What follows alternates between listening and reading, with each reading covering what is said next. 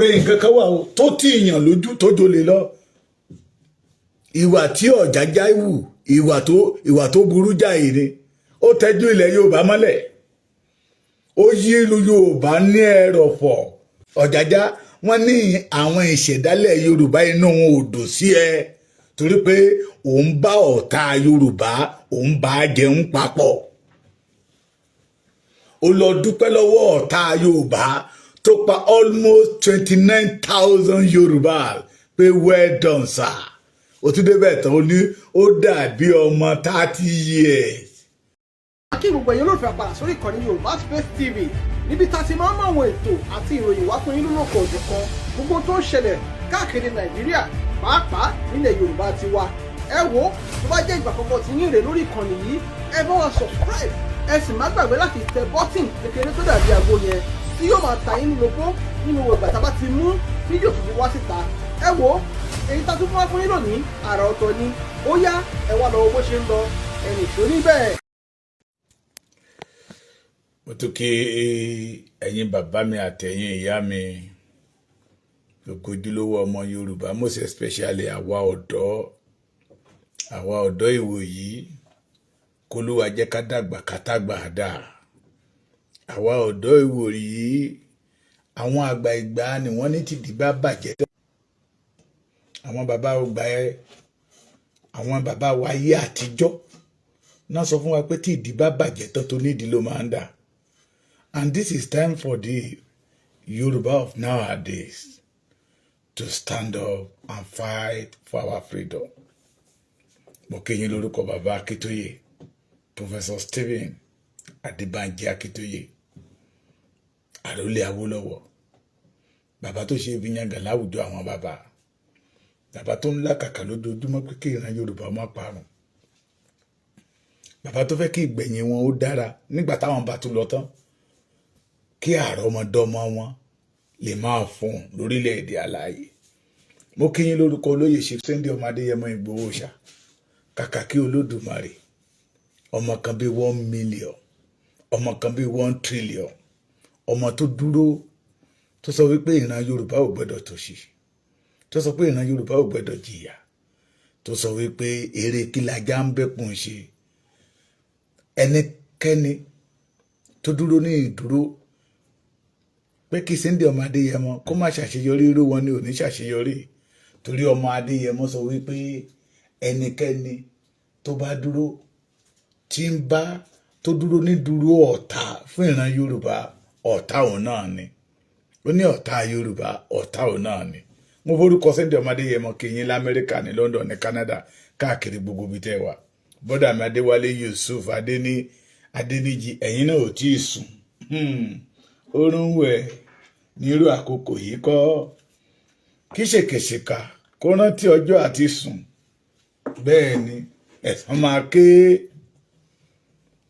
kí gbogbo ọmọ ènìyàn most especially we the Yorubas most especially the leaders àtàwọn ọmọ kéékèèké tó gbé sípò àgbààgbà kan máa rántí pé ìgbẹ̀yìn lójú olórin kan sọkọrin kan nígbà kan ó ní kálẹ̀ ó san wájú òwúrọ̀ lọ ìgbẹ̀yìn lójú bàbá má jẹ́ àṣìṣe alẹ́ ẹni ló ṣe pàtàkì jù àwa ti sọ lórí ọ̀rọ̀ rí pé nǹkan tán pè ní ipò nǹkan tó lágbára ni àti dórí ipò ọjà àti mẹ̀ǹtẹ́ orí ipò yẹn ló ṣe kókó mo ní mo fi ń sọ fún Ọ̀jájá Ògúnlùsì Ooni of Ife pé ìgbẹ̀yìn lójú tẹ́ ń torí owó tẹ́ ń torí ipò tẹ́ ń tẹ ojú Yorùbá mọ́lẹ̀ ìgbẹ̀yìn lójú ẹ̀yin aṣebi ilẹ̀ Yorùbá ìgbẹ̀yìn lójú gbogbo tafàtafà tí gbénú òkùnkùn tí ń tafà sínú ìmọ́lẹ̀ Yorùbá ìgbẹ̀yìn lójú gbogbo ẹ̀yin tó jẹ́ pé èrò ọkàn yín ní pé kẹ́ máa fi Yorùbá ní owó kí ìran Yorùbá dẹ̀ máa joro lójú ọkàn yín ìgbẹ̀yìn lójú gbogbo ẹ̀yin tẹ́ pera yín ní alágbára tẹ́ ń ta Yorùbá sóko ẹrú torí pé ẹ fẹ́ jẹ́ èèyàn ẹ fẹ́ ní owó tí ìran Yorùbá ò jèrè kankan lára yín ìgbẹ̀yìn lójú you are not ready to fight for the Yorùbás but you want to make Yoruba popular. Kí Yoruba ó fẹ́ lo Yoruba láti make name. Ìgbẹ̀yìn lójú Ọ̀jájá Ògúnlùsì. Ní àwa ọba yín sọ kì í ṣe pé arọ́bàfín lóòótọ́ ní Yorùbá ní pé arọ́bàfín lọ́ba ń pa ìyá ọba tó bá fi ra ẹ̀ sípò ọ̀wọ̀. Ìyá ọba tó bá jẹ́ kí kankan àfi òun ó tà ń nídìí. A sì ń sọ ohun tó Yorùbá pé nínú ọ̀rọ̀ wọn. That is why lèmi náà ni mo fi ń fọwọ́ sọ̀yà pé I'm not in Nigeria, I'm a Yorùbá man. Gẹ́gẹ́ bí ìyá mi Adégòkè Badnor.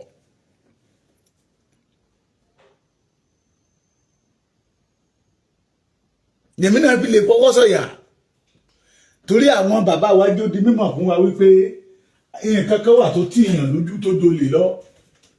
Bẹ́ẹ̀ ni àwọn bàbá wa ló jẹ́ kó di mímọ̀ fún wa pé nǹkan kan wà tó tíyàn lójú tó jolè lọ. Ìwà tí Ọ̀jájá wù, ìwà tó burú jáì ni. Ó tẹ́jú ilẹ̀ Yorùbá mọ́lẹ̀. Ó yí ìlú Yorùbá ní ẹrọ̀fọ̀. If Ooni of Ife lè lọ sọ́dọ̀ Buhari kó tún súnmọ́ ọjọ́ méjì bó tẹ̀ jẹ́ best hotel nágbà fún ní Daura ní tí ọ̀dà kò lóko méjì ni.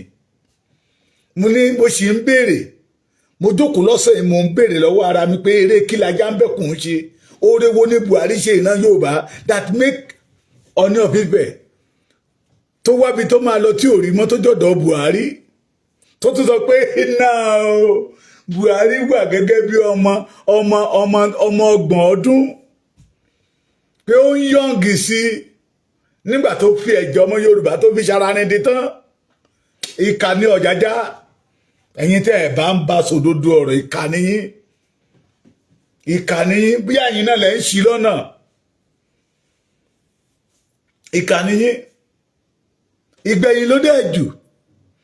Gbogbo ṣèkàṣèkà gbogbo amòòkùṣèkà gbogbo ẹ̀yin tẹ́ mọ rere tẹ́ ẹ̀ ṣe gbogbo ẹ̀yin tẹ́ sọ pé ìran Yorùbá ò ní dúró ìgbẹ̀yìn lójú.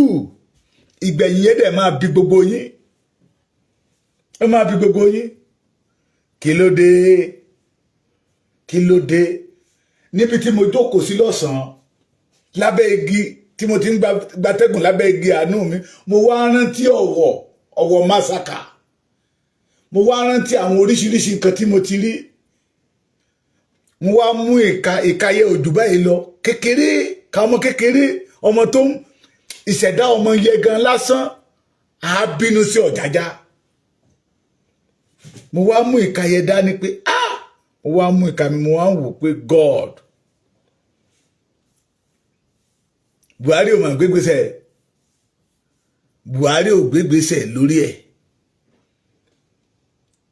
Buhari ò gbégbèsè o. Àgbọ́ pé wọ́n ṣe investigation lórí àwọn tó wá massacre àwọn ènìyàn ní Catholic ní Ọ̀wọ̀.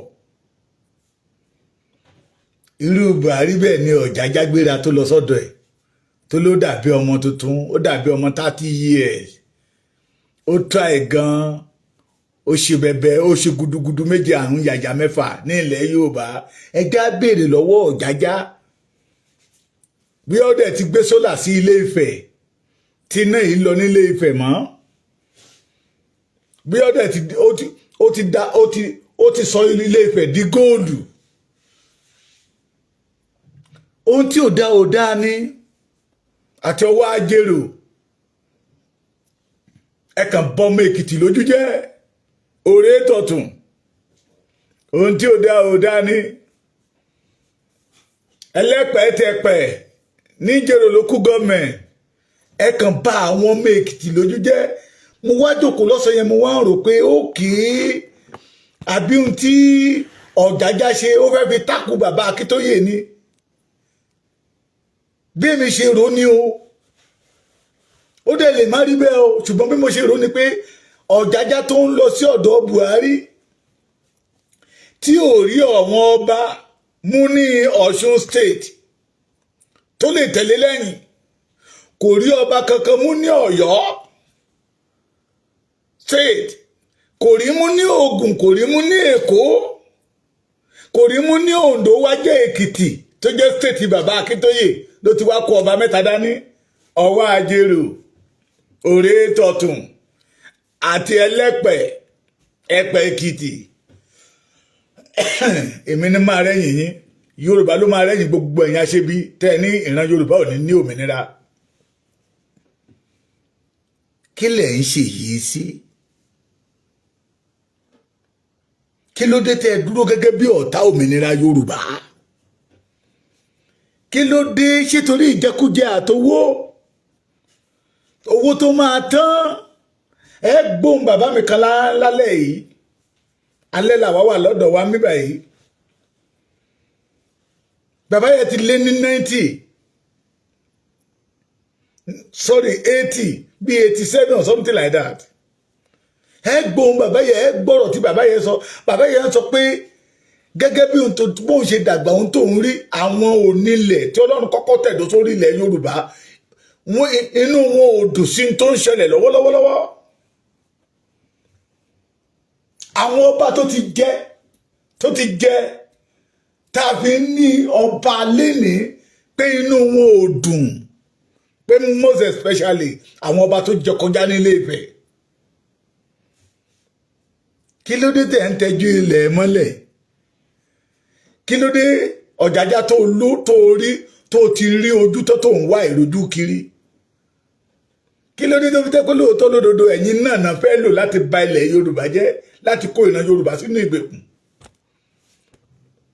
kí ló dé tínú yín ò dùn sí ìgbédìde Yorùbá kí ló dé ọ̀jájá Ògúnlùsì tí àlàáfíà Yorùbá ò jẹ́ yín lógún tí n bá ti ń lo ẹ̀yin not you gbogbo ẹ̀yin ọba mẹ́rẹ̀ẹ̀rin tẹ́ ẹ lọ ni mò ń kó papọ̀ ẹ̀yin ni mò ń lo ẹ̀yin fún kí ló dé tó fi jẹ́ pé aṣọ iyì Yorùbá lẹ lọ fi ń wọlé ní Daura kí ló dé tó fi jẹ́ pé aṣọ iyì Yorùbá lẹ́yìn lọ fi ń wọlé ní Daura kí ló dé tẹ́ fi ń ya ìkà kí ló dé tẹ́ fi ń ya akúmọ̀mọ́jú dídì ẹja ṣáwá kí lẹ̀ ń wá kiri náà Ọọ̀ni of Ife kí lẹ̀ ń wá kiri ẹ̀yin ọmọ Èkìtì ẹ jẹ́ á fà àwọn ọba wa létí sẹ́yìn àwọn ọba wa ìrìnrìn ìdọ̀tí àwọn ọba wa ìrìnrìn ìdọ̀tí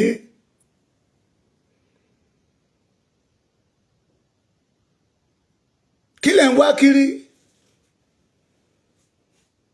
níjọ́ wo ládàdàkúdà báyìí mo sọ̀rọ̀ kan ṣé àná ni mo sọ àbẹ́ ní ìkànnì don't compare the Ooni of Ife and Ọba Benin together mo ní shut up your mouth ipò ọba ní to protect your culture ipò ọba ní to protect your culture to defend your people to guide your people to serve your people and everything mẹ́rẹ̀ẹ̀rin tí mo dárúkọ yẹ ní ọba Benin ṣe ọba Benin tó kúrò ń bẹ ọmọ ọba Ìrèdùà ẹ lè kàn déédéé rí lóde kó máa fẹsẹ̀ gbálẹ̀ káàkiri pátí ẹ lè déédéé rí lóde kí ọba Benin kó di kọ̀mẹ́ndíà ọ̀sán gangan ẹ lè déédéé rí lóde kí ọba Benin kó wọn àti kọ̀mẹ́ndíà jọ máa ṣe kọ́mẹ́dì nínú pálásì it will never happen ẹ lè rí ọba Benin kó di MC ní occasion you will never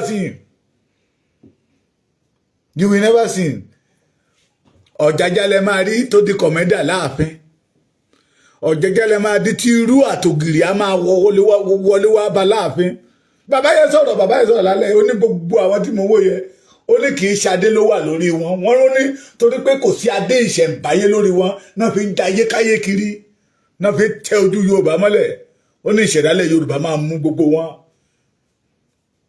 ìṣẹ̀lẹ̀ adídálẹ̀ Yorùbá ó ní inú wọn ò dùn.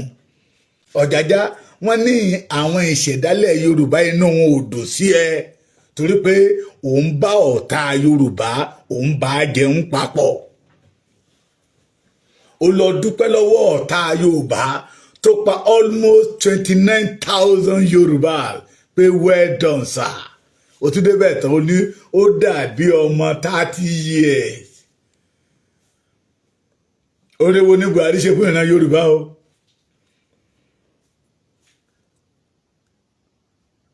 Ká má sọ̀rọ̀ nípa gbogbo ilẹ̀ Yorùbá, gbogbo àwọn Ìbàràpá méjèèjì ò lè gbàgbé ìjọba Buhari láyé ká tó wá kó wá sí ilẹ̀ Yorùbá.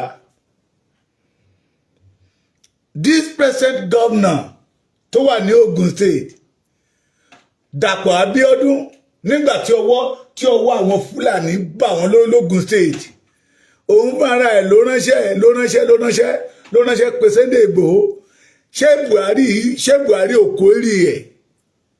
Buhari òkórí ẹ̀ pé wá ẹ̀ tó fi lọ pé Sunday Igboho. Tọ́ní Dàpọ̀ Abíọ́dún sọ pé àwọn aráàlú ló pè é. Wọ́n dẹ̀ lè pé nígbà tó wọ́n lè pé kóun ní kán má pé nígbà tí àwọn ará bíbá ẹ̀ tí Boko Haram ti fẹ́ bò wọ́n mọ́lẹ̀ tó ti fẹ́ bayé wọn jẹ́. Buhari ń ní Ọ̀jájá lọ ń kí sílé o, ló lọ ń ṣe wẹ́ kẹ́ẹ̀pẹ́ bàbá kẹ́ẹ̀pẹ́ Kẹ́mi Ọláògùn. àríṣẹ́ yín tẹ̀ ṣe nílẹ̀ Yorùbá. Àríṣẹ́ yín àwọn ọmọ wa tó wálé láti Amẹ́ríkà, ẹsẹ̀ ara ẹ̀ lóbìnrin wálé tó bọ́lẹ̀ nù plane tó bọ́lẹ̀ lẹ́kọ̀ọ́ tó ní yes this is my father's land, this is my mother's land, àbí bó lẹ́yìn olóyìnbó ṣe ń sọ, tó gbéra tó wọ mọ́tò tó di Ògbómọ̀ṣọ́. Òkú ẹ̀ náà gbé láti Ògbómọ̀ṣọ́ padà sínú plane ní Amẹ́ríkà during the Buhari regime ní. Ọ̀jájá lọ sí thank you. Ẹ ṣe tẹ́ ẹ pa ọmọ wa sà. Ẹ ṣe tẹ́ ẹ ti sọ gbogbo ilẹ̀ Yorùbá di kòtò. Àwọn tó bá kọ́ mọ̀, alọ́ Ọ̀jájá yẹ is a wicked man, wicked. Àwọn tó bá kọ́ mọ̀ sí ọ̀nà Ilé Ifẹ̀, bí mo ṣe ń bá yín sọ̀rọ̀ yìí sí àwọn mọ́tò tó máa wà ní iwájú Oòduà yunifásitì yẹ tó jẹ́ pé ibẹ̀ náà máa sùn mọ́jú àárọ̀ ọ̀la ní nǹkan bíi 6:30 náṣẹ̀ máa gbéra torí pé àwọn ọmọ Fúlàní tó wà ní igbó méjèèjì láti Ilé Ifẹ̀ dé Iléṣà bó ṣe ń wa góòdù lọ́sàn-án tó bá dọ̀gànjọ́ òru they turn to armed robbers. Ṣáwọn security ò mọ̀ ni? Àwọn security gan rìn lóru, tán bá ti débẹ̀ lóru àjọ máa ń dúró ní junction yẹn ni. Kó tó díjọ́ kan náà àwọn bọ́ọ̀sì wá pé kí la wá ń dúró fún bíbẹ̀ fún? Ohun tó bá tẹ̀ máa ṣẹlẹ̀ lẹ́nu ẹja ṣẹlẹ̀. Àwọn ọmọ 18 years 19 years èyí tó dàgbà nínú wọn ní 22 years. Wọ́n ṣẹ̀rù bà wá lórí ilẹ̀ wa. Ọ̀jájá ò lè sọ pé òun ò mọ̀. Ṣùgbọ́n bàbá wọn ló lọ sọ pé kẹ́ẹ̀pẹ́ bàbá fún àwọn ọmọ tẹ́ ẹ dà sọ́dọ̀ wa. Àbí góòlù tán wà ń bẹ àbí Ọ̀jájá náà bá wà ní. Ṣé ọ̀rọ̀ tí àwọn Fúlàní yẹn sọ ṣé kò wá ń ṣe? Abẹ́ ti gbàgbé ní ẹ̀yàn ọmọ Yorùbá. Fúlàní kan jáde ó ní kò sí ìlú tán tẹ̀dó sí tí ọba abẹ ò mọ̀, tí ọba ìlú yẹn ò mọ̀ sí. Àbí ṣé ọdún yìí ni àbí last year? Ó dàbí pé ọdún yìí ni pé kò sí ìlú tí àwọn tẹ̀dó sí tí ọba ìlú yẹn ò mọ̀ sí. Ọ̀jájá, you are wicked. You are wicked.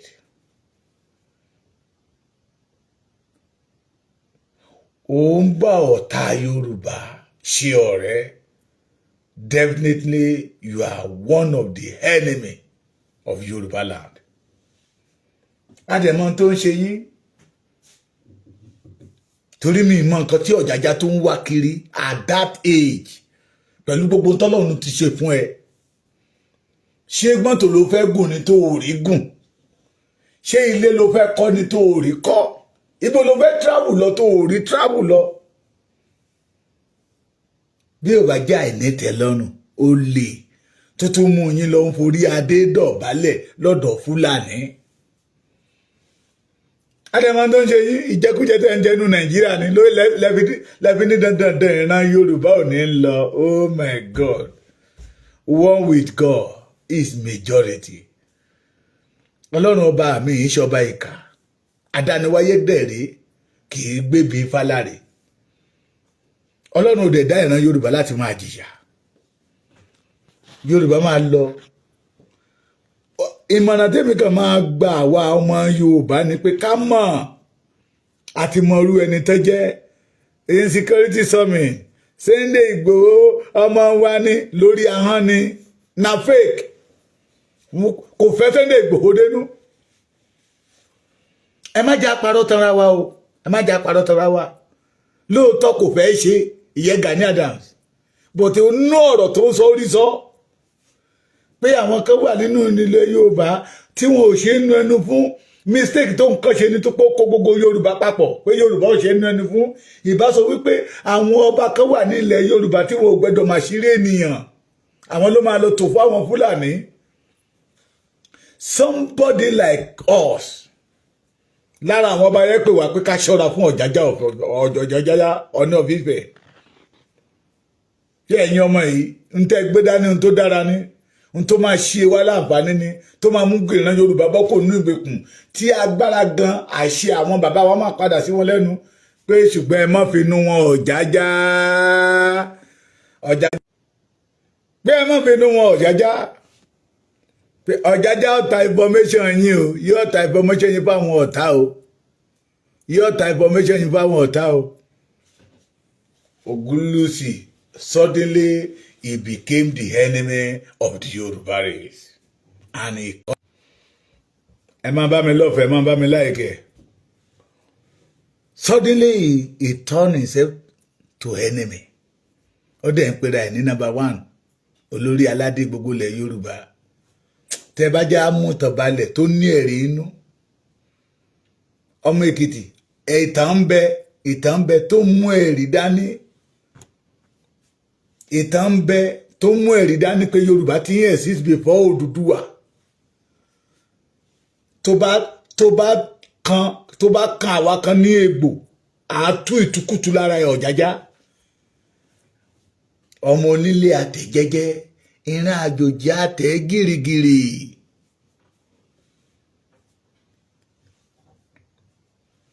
Ìran àjòjì àtẹ̀ gírígírí.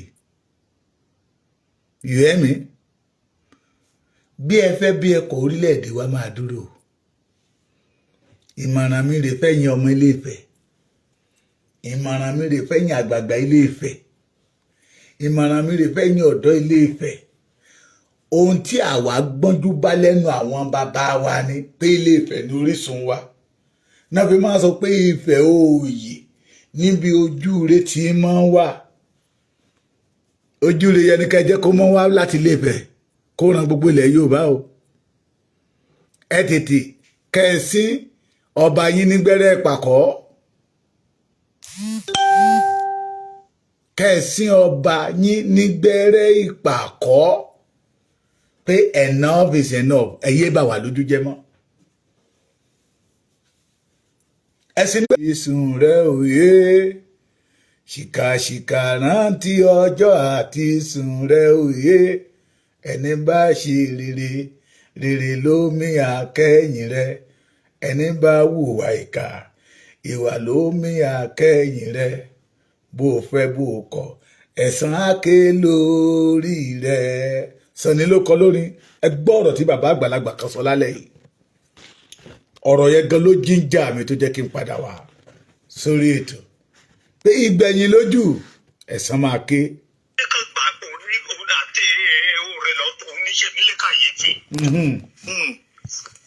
Ó ṣe mí lè kàyéfì. Àgbà ọmọ bá ti jẹ ẹyọ.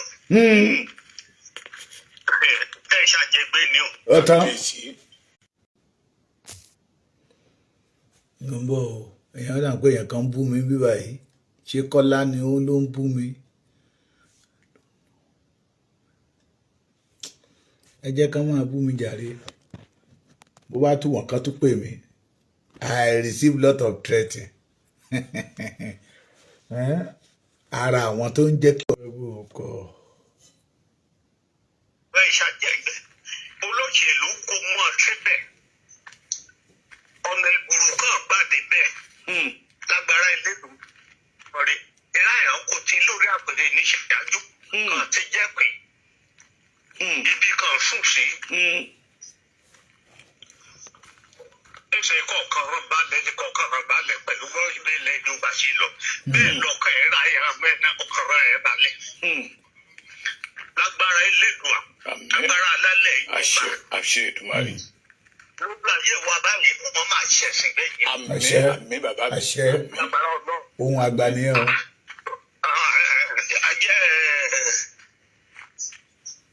ohun àgbà ọmọ ọkàn àgbà bá ti gbé ọmọ ti ṣí rẹ̀ ta.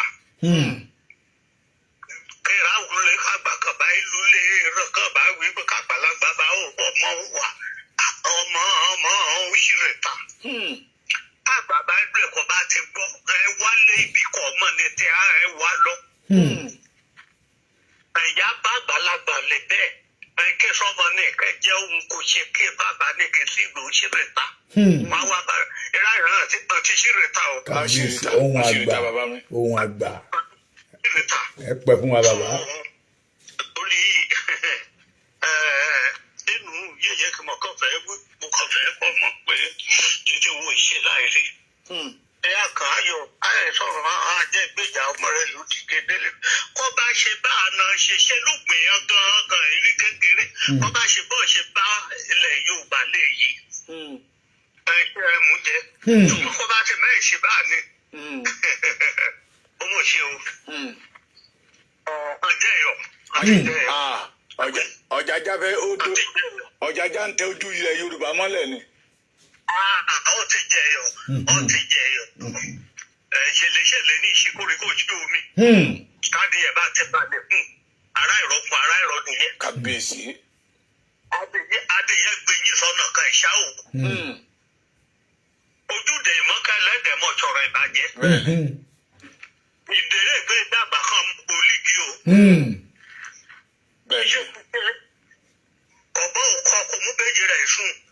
ṣiṣẹ́ ọ̀tẹ̀ bá. àmì àṣẹ Èdùmàrè. ojú Yorùbá tó náà ń fi gbólẹ̀. lójú ayé ra bá ẹ ṣẹ̀sìn. àṣẹ. àkábàámọ̀ gbogbo rẹ̀ ní. àṣẹ. ìṣojú Yorùbá wọn ti ṣe sóhun. ẹ máa tó àṣírí wọn bẹ́ẹ̀. ọ̀pọ̀ òun mọ̀ ṣubú ṣe ìyàwó pẹ́ẹ́nìkì ìjà ẹ̀dá. Ọlọ́run ti gbé ọmọ àtọmọ ọmọ dìde kan ìgbà lóko ẹrú. Ọlọ́run dẹ̀ ṣe tó dá mídíà ní ẹgbẹ́ ìdíje tó dálẹ̀ tó ń tó àṣírí wọn. ọpẹ́ nìkan ìjà ẹ̀dá. irú àwọn wọ̀nyí káàtì ìgbàjọ Yorùbá nation. òun mo máa ń sọ fáwọn ọmọ tó ní mo ní ẹ má kánjú o. torí tá a bá ti gba Yorùbá nation kọ́ọ̀nù bá ti gbàparùsà bẹ́kọ̀ ìgbéka. àṣìdànù ní. ọjọ́ rẹ̀ adalẹ̀ tó bí ilé ìdùnmọ́ rẹ̀ bó ṣe bá ẹ ń yọjú bó ṣe bá ẹ túṣìírí lọ́nà kan lọ́kọ̀ọ̀kan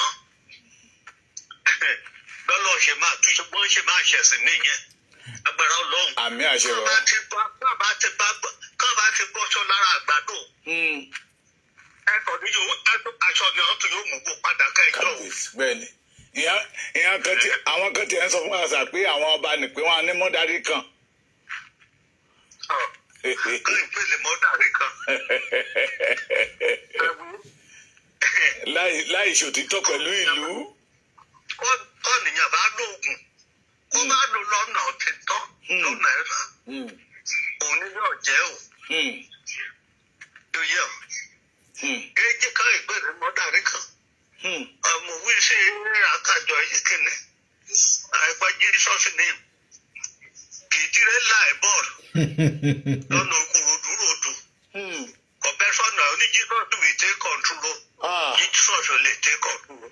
ọ̀run làlá ni. mọ́dàrí kan ẹ̀sọ̀ ní ìlú mọ́dàrí kan lọ́nà àìtọ́ kí mọ́dàrí kan ní ọba ìṣojú ẹ̀ṣin pé ewé àfukù. kábíyèsí. ẹ gbàgbé gbogbo kan ní mọ́dàrí kan ṣé ọ̀nà ìtọ̀ náà lọ mọ́dàrí kan sí yankan ọ̀ṣájú ra ṣé bọ́ọ̀ ṣe lò léyìí. wọ́n mú mọ̀ pé Ọ̀jájá fẹ́ fi màmá tẹ ojú bàbá Akíntóyè mọ́lẹ̀ ni ló fi lọ kó gbogbo àwọn ọba Èkìtì ló fi kó mẹ́ta nù wọn èrè ọba kọ̀ọ̀kan mú ní Ọ̀ṣun state gbogbo àwọn ọba tó wà lábẹ́ nílé Ifẹ̀ kò rí kankan mú bẹ́ẹ̀ ó wá jẹ́ ajérò ló ń sátẹ̀lé lẹ́yìn jẹ́lẹ́jẹ́lẹ́ kiri àti ọba Ọ̀tún àti ọba Ẹ̀pẹ́ Ìjẹ̀rò lẹ́bàá Ìjẹ̀rò. Ẹlẹ́pẹ̀ ẹ̀yìn ẹ̀sùn mọ̀ pé sì òun náà wá ẹ fi wọ́n lẹ̀ kékeré àyàn kan ṣẹlẹ̀ ni kíkì àràbà bá ti fẹ́ wó àìmọ̀wá ẹ̀mẹ̀fẹ̀ òun lọ rẹ̀ òun kọ ṣáájú ran kòkó ká ìpele mọ́ darí kan kéèyàn lóògùn lè rí ọ̀tẹ̀ tọ́ ni o. Ilẹ̀ Yorùbá tẹ̀ máa bí wọ́n. Tètè ìjà lójú adé ẹni pé kí n ṣe gbùrìgbùrì. Bẹ́ẹ̀ni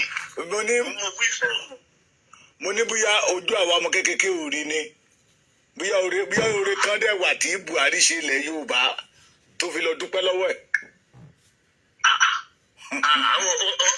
Ẹ̀fún wọn lẹ̀ àwọn tó sọ pé ọba kan ló mọ̀dárí kan ò jí ẹ fi yẹn lẹ̀ ẹ ṣe ìṣẹ̀lẹ̀dùmọ̀rẹ́ ní dá ìwé àtẹ̀kù. Onídà. Àwọn àlè kékeré àtọ́nílẹ̀ Yorùbá.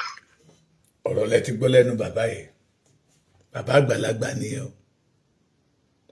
ẹ̀yin tẹ́ ẹ sọ wípé bàbá Èkìtì you talk rubbish you say something that is not supposed to say bàbá àgbàlagbà nìyẹn o ló ń sọ bàbá ibà Adésọjí Adérẹ̀mí ló gbà ní ó bá Síjú Adé ló gbà ní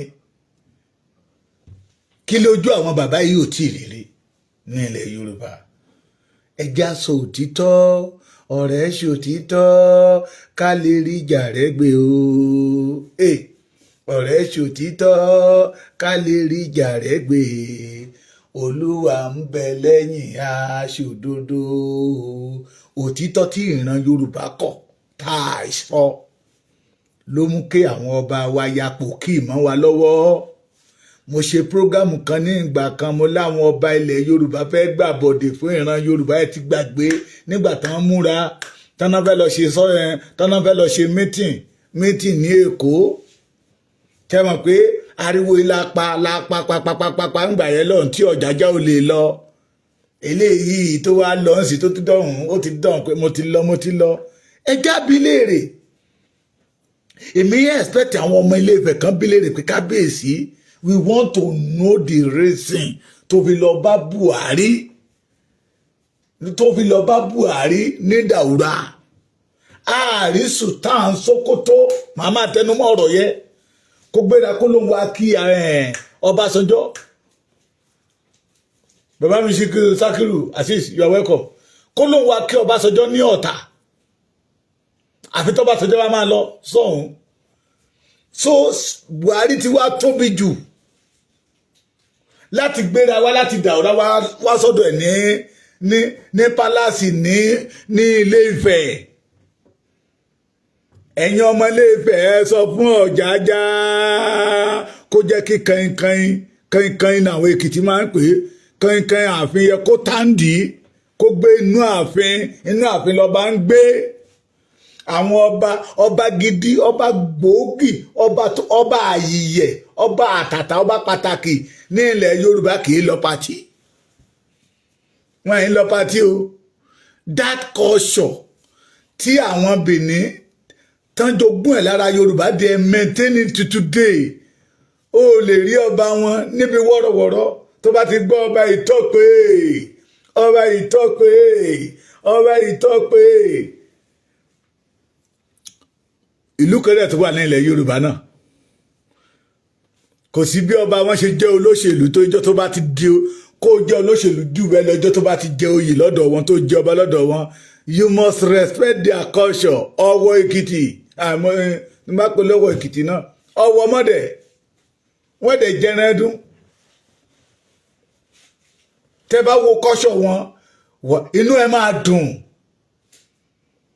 Ooni of Ife tó yẹ kó gbé umbrella Yorùbá dání kì í ṣe pé kí ọba kó pa kàjà báyìí kó wọ aṣọ funfun ẹ̀yin tẹ́ ń wọṣọ funfun tínú yín dúdú ẹ̀yin tẹ́ ń wọṣọ funfun tọ́wọ́ yín kún fún ẹ̀jẹ̀, ẹ̀yin tẹ́ ń wọṣọ funfun tí ọwọ́ yín ò mọ́, ẹ̀yin tẹ́ ń wọṣọ funfun tó jẹ́ pé ìkà ni yín, ẹ̀yin tẹ́ ń wọṣọ funfun tó jẹ́ pé ọ̀tá Ọlọ́run ni yín, tó jẹ́ pé ipò tọ́lọ́run fi yín sí dúró ńbẹ̀. Ìlú tá a gbélé yín lọ́wọ́ pé you this boy you will be capable to control this bit tó jẹ́ pé ikú ń pa wọ́n fi ń ṣayọ̀yọ̀ ni ẹ tún gbowó orí wọn. Ìbínú Ọlọ́run ń bọ̀ lórí yín. Ìgbẹ̀yìn bọ̀ mo dá ọ̀rọ̀ bàbá yẹn kù ní àwọn bàbá yẹn dá orúkọ àwọn kan bẹ̀ tó jẹ́ pé èmi ní gan wò pé pé ọmọ mi mo ní sà oníṣẹ́ òtúgbórúkọ ẹni yẹn mọ́ pé tábàtẹ̀ máa dárúkọ ẹ̀ ní ilẹ̀ Yorùbá ibi wo náà dárúkọ ẹ̀ sí ibi aburú. Ó ló bímọ sáyé o, ó ní ọmọ ẹ̀ mélòó ni mo gbórúkọ ẹ̀ rí kí n dárúkọ ọmọ ẹ̀ kan mo ní mi ò mọ̀ sà. Ìgbẹ̀yìn lójú gbogbo ń tẹ́ ẹ bá fè ní ṣe bóòlù ẹ̀yìn yín ṣe máa rí ọ̀jájá ohun tó bá fè ní ṣe bọ́tà wa ò ní jẹ́ kó di ọ̀la kẹ́ má bàa fè ní bà ọ̀la wa jẹ́. We will not allow you to spoil today for us. Orílẹ̀-èdè Yorùbá máa dúró. Mo wá fi àkókò ìrò àwa ọmọ Yorùbá ṣe rí pé iṣẹ́ ń bẹ lọ́wọ́ wa láti ṣe. Àwọn Fúlàní yẹn ti gẹ́ẹ̀tì wa. They have known that we do not have a leader. They have known that we do not have a king. Ẹ jẹ́ ń tún bí ẹ̀yin ọmọ Yorùbá léèrè. Bóyá èmi ni mo tún rò bẹ́ẹ̀. Bóyá bẹ́ẹ̀ ló ṣe rí. Gbogbo bí Fúlàní ṣe ń pa ilẹ̀ tó ṣe ń pààyàn ní ilẹ̀ Yorùbá. Ẹ̀mí àmélòó ló jáde síta tó condemn ẹ̀. Assignment ni ẹ ti jẹ́ ká máa ṣe. Bí Fúlàní ṣe ń pa èèyàn ní ilẹ̀ Yorùbá gbogbo Ìbàràpá méjèèjì yẹn. Mo ṣe másákà àwọn èèyàn ní Ọ̀wọ̀. Àwọn ọba méjì tán pa ní Èkìtì mìíràn yìí a sì ń ṣèyẹ lọ́wọ́ ní ọ̀sẹ̀ tó tún tẹ̀lé gé wọ́n tún fi ọba míì balẹ̀ ní Kwara Èkìtì. Emir mélòó ló jáde síta tó condemn ẹ̀ pé this is barbaric. Torí wọn à ní condemn ẹ̀ iṣẹ́ tí wọ́n rán àwọn ọmọ wọn làwọn ọmọ wọn ń jẹ́ sí ilẹ̀ Yorùbá. Ìbéèrè ni kẹ́ bá wa béèrè lọ́wọ́ Ọ̀jájá under the umbrella of Buhari ni o. Bí owó balance ló lọ gbà lọ́wọ́ Buhari ni we want to know. Àwọn ọmọ Ilé Ifẹ̀ gbẹ́dọ̀ kan béèrè question yìí lọ́wọ́ Ọ̀jájá. Now say that we are òun ló disgrace wa Ọ̀jájá ló disgrace gbogbo ilẹ̀ Yorùbá torí ọ̀tá wa ní Buhari ọ̀tá ayé àtọ̀run ní Buhari. Name it. Kí ni Buhari ṣe fún ilẹ̀ Yorùbá jù pé ó ń pa wá lọ́mọ wọ́n ń kó ọrọ̀ ajé wa during the Buhari ni pé tí wọ́n bá rí góòlù ní Sàfàrà ní Adamawa it belong to them but tó bá jẹ́ ilẹ̀ Yorùbá ni it belong to federal government. Ẹ̀yin tèmi àkókò ọ̀rọ̀ rèé bí ẹ̀yin ọmọ ọ̀dọ́ òní ṣe máa ń sọ pé this is generation of sọ̀rọ̀ sókè tá a bá dákẹ́ tara wa bá wa dákẹ́ o. Àwọn tẹ́ ẹ̀ ń wò gẹ́gẹ́ bí olórí gẹ́gẹ́ bí ọba yìí not all the ọba sí o. Àwọn ọba kan wà tó jẹ́ pé tí a náà ń ṣe àwọn ọba yẹn ló ń sin wa nígbẹ́rẹ́ pàkọ́ pé ẹ má sọ̀rọ̀ lójú Ọ̀jájá snake under the ground chameleon ní gbọ́tẹ kúrò fẹ́yẹ ní ó dẹ̀ ti ń fìwà ẹ̀wọ̀n báyìí. We must fight for our freedom. Ẹ̀yin ọ̀dọ́ ṣé ẹ ti rí pé àwọn ọmọ eléyìí wọn àfẹ́kẹ́ rí ayé gbé. That is why you must fight for the freedom. Gbogbo ẹ̀yin abiyamọ ẹ̀yin màámi ṣé ẹ rí pé àwọn eléyìí ò fẹ́ kẹ́ jèrè àwọn ọmọ yín. That is why you must fight for the freedom of your children. God bless you. Orun ayọ̀ lẹ́sùn o. A ti jọ jí ní ìṣẹ́gun lájọ́ ọ̀la kíní kan ò ní ṣẹlẹ̀ torí pé mo gbẹ́kẹ̀lé Ọlọ́run. Olúwa ni agbára ẹ̀mí mi ẹ̀rù ta ni yóò bá mi o láyé. Olúwa ni agbára ẹ̀mí mi àyà ta ni yóò fò mí o olódodo a máa láyà bí kìnìún. This is time for the Yoruba race to stand up and say no to bad leader and say no to Nigeria. We must have our nation. God bless you. Don't forget my YouTube channel, Baba Ekiti TV. You are blessed.